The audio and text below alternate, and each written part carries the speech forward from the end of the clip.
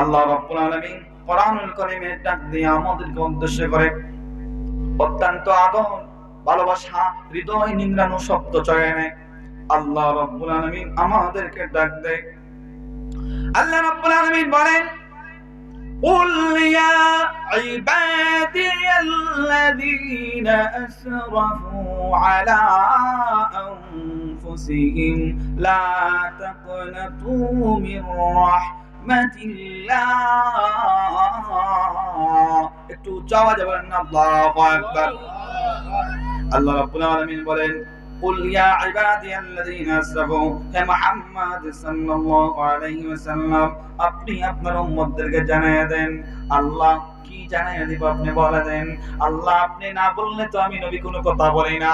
ওয়া মা ইয়ানতিকু আনিল হাওয়া ইন হুয়া ইল্লা ওয়াহয়ুন ইউহা। আল্লাহ সূরা নজমের মধ্যে 27 নম্বর পারা সূরা নজমের মধ্যে আল্লাহ বলেন, ওয়া মা ইয়ানতিকু আনিল হাওয়া ইন হুয়া ইল্লা ওয়াহয়ুন ইউহা। ওহী আসার আগ পর্যন্ত কোন নবীরা কোন কথা নিজ থেকে কখনোই বলে না। জোরে কান্না সুবহানাল্লাহ।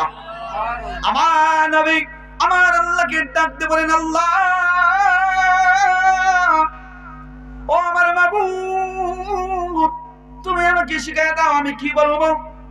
আল্লাহ উত্তর দিলেন, বন্ধু আপনার উম্মতদেরকে জানিয়ে দেন, ইয়া ইবাদিয়াল্লাযীনা আসরাফু ও আমার গোলামেরা ও আমার বান্দারা ও আমার মুমিন ইমানদাররা শুনো শুনো, আল্লাযীনা আসরাফু যারা সীমা লঙ্ঘন করে ফেলেছো, যারা ইসরাফ করেছো, যারা নিজেদের নফসের উপরে জুলুম করেছো, আল্লাযীনা আসরাফু আলা আনফুসিহিম যারা নিজের নফসের উপরে শয়তানের প্ররোচনায় পড়ে নফসে আম্মারার দোকানের মধ্যে পড়ে যারা নিজের উপরে জুলুম করেছো, গুনাহ করেছো, পাপ করে ফেলেছো, তোমার পাপ পৃথিবীর কোনো মানুষ জানে না, জানেন একজন তিনি কে। আল্লাহ রাব্বুল আলামিন বলে, বান্দা সাত্তার নামের গুণে তোমার গুনাহ ঢেকে রাখলাম। বান্দা তোমার গুনাহ যদি মানুষের সামনে প্রকাশ করে দিতাম, বান্দা তুমি সমাজের মধ্যে চলতে পারতা না।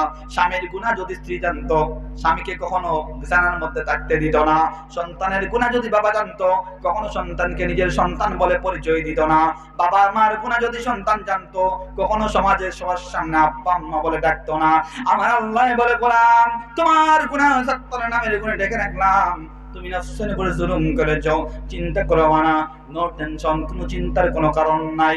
লা তাকনাতু মির রাহমাতিল্লাহ তুমি আল্লাহর রহমত থেকে নিরাশ হবে না, আল্লাহর রহমত থেকে নিরাশ হবে না। তুমি আল্লাহর রহমতের আশায় থাকবা।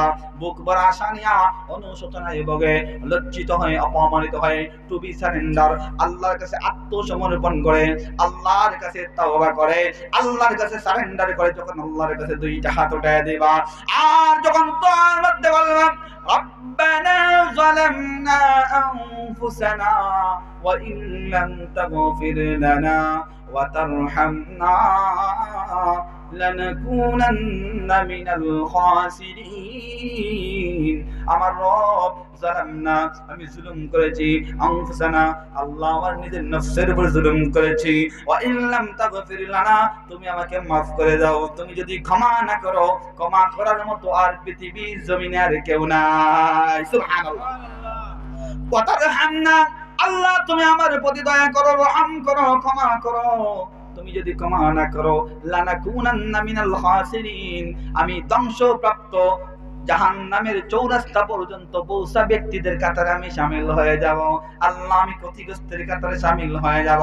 আল্লাহর নবী বলেন, এইভাবে যখন তাওবা করেন, চোখের পানি ছেড়ে দিয়া নিজের নফসের দোকানের মধ্যে পড়ে গুনাহ করেছো, এই স্বীকারোক্তি যখন বান্দা তুমি দিবা, তুমি যখন আল্লাহর কাছে ফিরে আসবা, তুমি যখন খাঁটি তাওবা করবা রে, আল্লাহ রাব্বুল আলামিন তোমার জিন্দেগির গুনাহ খাতা মুহূর্তের ভিতরে ক্ষমা করে দিয়ে দিবে। আল্লাহু আকবার। আমার কথা আপনারা বুঝেননি বাবা? আমার প্রাণের ভাইরা গভীর মনোযোগ। আল্লাহ বলেন, লা তাকনাতু মির রাহমাতিল্লাহ আল্লাহর রহমত থেকে নিরাশ হবা না। ইন্নাল্লাহা ইয়াগফিরুয যুনুবা জামিআ নিঃসন্দেহে তাওবাকারী বান্দার সকল গুনাহ আমার আল্লাহ maaf করে দিয়ে দিবে। সুবহানাল্লাহ। ইন্নাহু হুয়াল গফুরুর রহিম আল্লাহ হচ্ছে সবচাইতে বড় ক্ষমাশীল এবং দয়াময়। সুবহানাল্লাহ।